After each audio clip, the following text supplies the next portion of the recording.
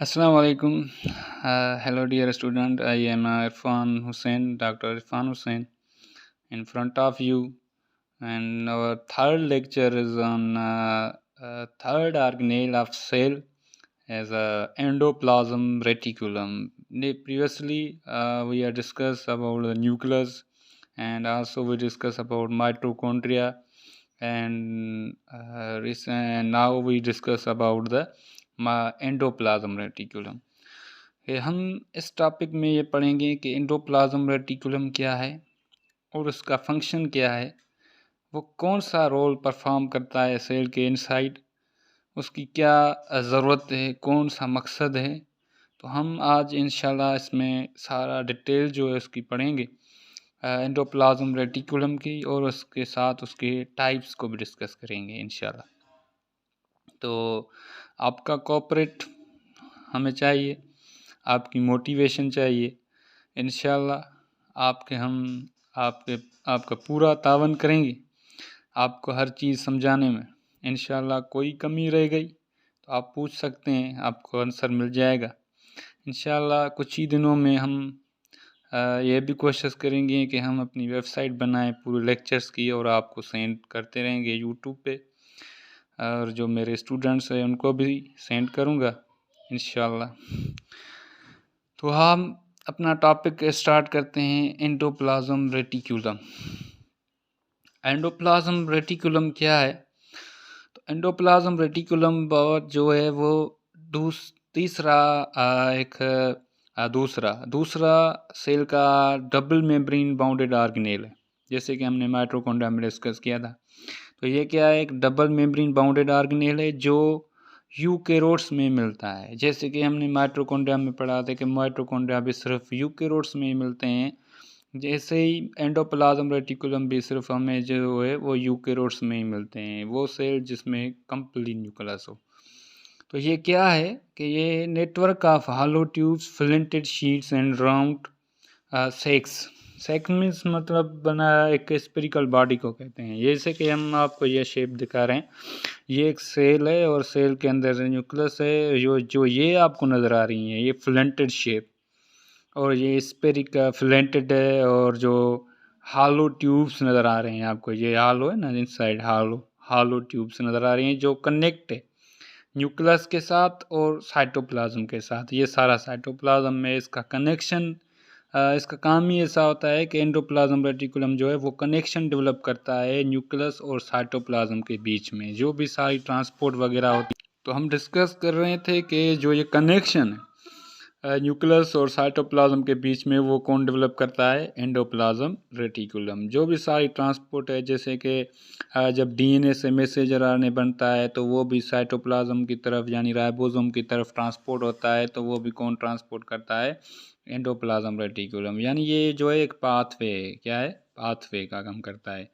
तो हम इसको डिस्कस कर रहे हैं कि ये क्या है? फ्लेंटेड शीट्स है और राउंड सेक्स है। इसका काम क्या होता है कि it connect the cytoplasm with nucleus. जैसे कि हमने डिस्कस किया कि इसका काम है कनेक्शन डेवलप करना, किसके बीच में? साइटोप्लाज्म और न्यूक्लियस के बीच में। अब इसके टाइप्स होते हैं दो, एक है स्मूथ एंडोप्लाज्म रेटिकुलम और दूसरा है रफ एंडोप्लाज्म रेटिकुलम। स्मूथ को हम शॉर्ट फॉर्म में ऐसे लिखते हैं ACR। ACR का मतलब है S means smooth, E means endoplasm and R means reticulum. अब स्मूथ क्यों बोलते हैं इसको, क्यों स्मूथ बोलते हैं? जैसे कि मैं आपको समझाऊं कि ये जो मैं बना रहा हूँ कि ये सारा स्मूथ है, इसमें कोई इनसाइड रफ वगैरह नहीं है। ये जो है ये चीज़, ये क्या है? रफ है, क्योंकि इसके इनसाइड जो है वो एक रफ एक्सट्रेचर बना रही हैं, तो इसको हम रफ बोलेंगे। इसको क्या बोलेंगे? स्मूथ बोलेंगे। तो ऐसे ही ये स्मूथ है। क्यों स्मूथ है? कि इसके साथ जो है वो राइबोसोम्स अटैच नहीं होते हैं, नो राइबोसोम, इसलिए इसमें कोई राइबोसोम नहीं होता है, इस वजह से इसको हम स्मूथ बोलते हैं। और इसका काम क्या है कि it involve in synthesise of lipids. ये मुख्तलिफ किस टाइप्स के लिपिड्स बनाने में मदद करता है सेल को। ये कैसे के सेल में जो लिपिड्स बन रहे हैं, जैसे कि लिपिड्स कौन सी है? फास्फो ऑयल से, ऑयल के बनाना, ऑयल भी लिपिड का एक टाइप है। अब आप आगे फर्स्ट ईयर में जब जाएंगे तो फर्स्ट ईयर में पहला चैप्टर है बायोमॉलिक्यूल्स, उसमें आप लिपिड्स के बारे में पढ़ेंगे डिटेल में। इंशाल्लाह मैं भी लेक्चर अपलोड करूँगा वो भी आप देख लेना तो आपको समझ में आ जाएगा कि जो ऑयल्स है वो लिक्विड फॉर्म एक लिपिड है, और फास्फोलिपिड्स तो है ही लिपिड्स का टाइप, ये भी स्टीरॉयड है, ये भी एक लिपिड है। तो लिपिड्स के टाइप्स, मुख्तलिफ लिपिड्स के किस्म जो बनाने में मदद करता है वो हमें स्मूथ एंडोप्लाज्म रेटिकुलम करता है सेल के इनसाइड। और इसका काम क्या है दूसरा, कि ये रिस्पॉन्सिबल होता है मेटाबॉलिज्म ऑफ कार्बोहाइड्रेट, यानी कार्बोहाइड्रेट की ब्रेक डाउन करना, उसको तोड़ना, उसके उसमें से एनर्जी फार्मेशन करवाना। ये काम भी कौन करता है, स्मूथ एंडोप्लाज्म रेटिकुलम।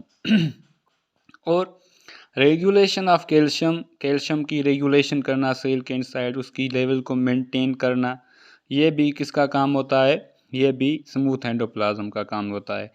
और डिटॉक्सिफिकेशन, डिटॉक्सिफिकेशन का मतलब है बेटा, जो डी मीन्स रिमूव कहते हैं, टॉक्सिफिकेशन मीन्स एक जहरीले मादे जो पैथोजेंस हो, जो नुकसानकार हो, हानिकार हो सेल के लिए, उनको सेल से बाहर रिमूव करने में भी जो काम करता है वो कौन करता है, स्मूथ एंडोप्लाज्म रेटिकुलम करता है। और दूसरा टाइप है इसका रफ एंडोप्लाज्म। तो रफ एंडोप्लाज्म का काम क्या है कि रफ इसको हम इसलिए बोलते हैं क्योंकि इसमें क्या होते हैं, राइबोसोम्स अटैच होते हैं, इसलिए हम इसे रफ कहते हैं। इसका काम क्या है, रिस्पॉन्सिबल फॉर प्रोटीन, क्योंकि राइबोसोम तो हमें पता है, राइबोसोम का काम है प्रोटीन फार्मेशन करना, क्योंकि इसको हम प्रोटीन फैक्ट्री बोलते हैं, प्रोटीन बनाता है, इसलिए हम जिसमें राइबोसोम्स होंगे तो जाहिर बात है वो प्रोटीन फार्मेशन तो करवाएगा ना। तो ये काम क्या करता है, प्रोटीन फार्मेशन करवाता है। और सेल मेम्ब्रेन, यानी सेल की जो बाहर मेम्ब्रेन है ये वाली, तो ये सेल मेम्ब्रेन की जो फार्मेशन है वो भी कौन करता है, रफ एंडोप्लाज्म रेटिकुलम करता है। तो सेल मेम्ब्रेन की फार्मेशन करना और प्रोटीन की फार्मेशन करना किसका काम है, रफ एंडोप्लाज्म रेटिकुलम का। और एक बात आपको बता दूं जो पॉइंट नहीं है किताब में मौजूद नहीं है, अगली किताब में मिलती हैं बड़े बड़े, और फर्स्ट ईयर का जो है तो उसमें लिखा हुआ है कि स्मूथ जो है वो स्मूथ एंडोप्लाज्म रेटिकुलम हमारे जिस्म के अंदर जो विटामिन डी बनती है उसको बनाने में भी जो है हमें मदद करता है, कौन, स्मूथ एंडोप्लाज्म रेटिकुलम करता है, क्योंकि लिपिड्स से ही विटामिन डी बनती है, तो इसलिए ये उसे बनाने में मदद करता है। तो ये हमारा टॉपिक था एंडोप्लाज्म रेटिकुलम और उसके टाइप। आपको समझ में आएगा इंशाल्लाह, अगर ना आए तो आप कमेंट में पूछ सकते हैं। ओके डियर, अल्लाह हाफिज़।